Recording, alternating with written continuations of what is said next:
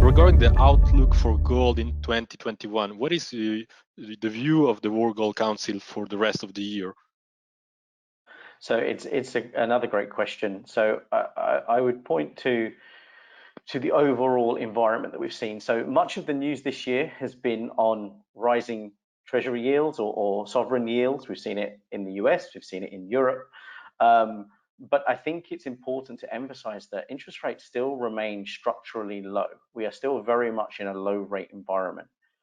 And that has impacted investors. They have been forced to rethink traditional asset allocations and strategies.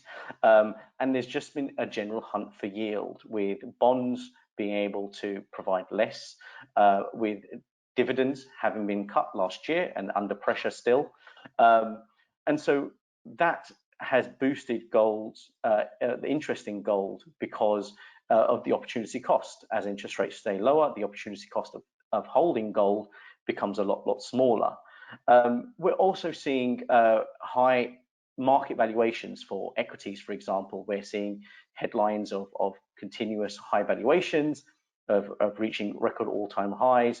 So I think as well, because of the levels where we are, there's always that potential that we may see equity market corrections, and a kind of prudent risk management would be to kind of make sure your portfolio is kind of protected against that potential risk. Finally, I would also say that, look, we've seen, as a result of the coronavirus pandemic, tremendous amounts of fiscal and monetary stimulus. We've seen ballooning budget deficits from governments across the world. We've seen growing levels of the money supply, and all of that combined with the low interest rates kind of creates a kind of a much greater level of inflationary pressures. And again, historically, we've seen that when there is equity market pullbacks, when there is high inflation, gold historically performs incredibly well.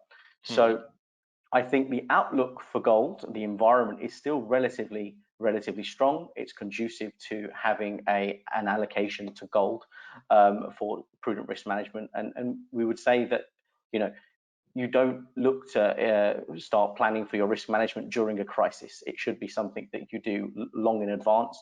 So I think the outlook for gold for the rest of 2020 is still very supportive. And I would finally add also is the economic expansion point I made earlier.